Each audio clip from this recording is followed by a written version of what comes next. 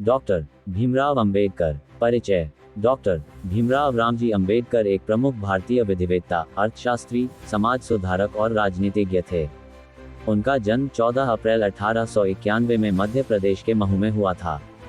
उनके पिता सूबेदार रामजी मालोजी सकपाल पढ़े लिखे व्यक्ति और संत कबीर के अनुयायी थे। शिक्षा। अंबेडकर ने बॉम्बे विश्वविद्यालय से स्नातक की उपाधि प्राप्त की और आगे की पढ़ाई न्यूयॉर्क में कोलंबिया विश्वविद्यालय एवं लंदन स्कूल ऑफ इकोनॉमिक्स में की। योगदान।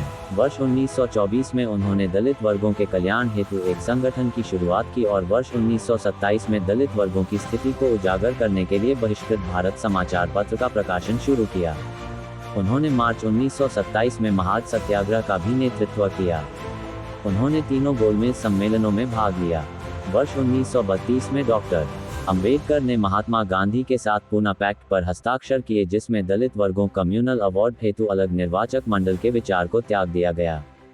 वर्ष 1936 में उन्होंने दलित वर्गों के हितों की रक्षा हेतु इंडिपेंडेंट लेबर पार्टी का गठन किया। वर्ष 1942 में डॉक्टर अंबेडकर को भारत के गवर्नर जनरल की कार्यकारी परिषद में श्रम सदस्य के रूप में नियुक्त किया गया और वर्ष 1946 में बंगाल से संविधान सभा हेतु चुना गया।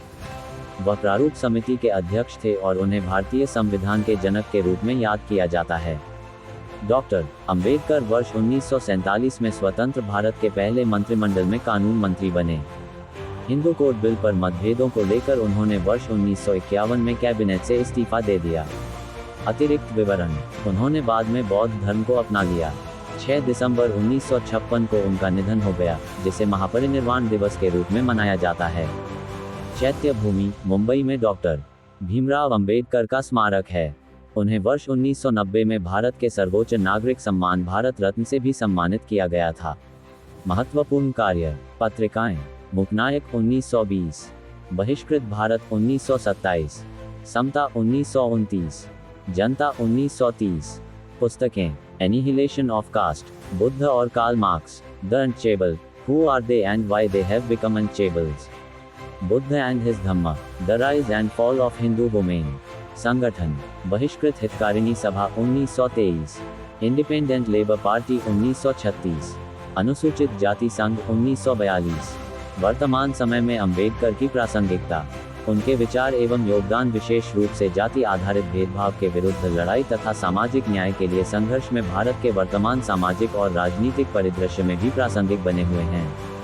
एक समावेशी और समतावादी समाज का उनका दृष्टिकोण, जैसा कि भारतीय संविधान में निहित है, देश के भविष्य के विकास के लिए एक मार्गदर्शक सिद्धांत बना हुआ है। इसके अतिरिक्त सशक्तिकरण के साधन के रूप में शिक्षा पर उनका ध्यान वर्तमान समय में विशेष रूप से प्रासंगिक है, क्योंकि भारत एक वैश्विक नेता के रूप में अपनी पूरी क्षमता हासिल करना चाहता है।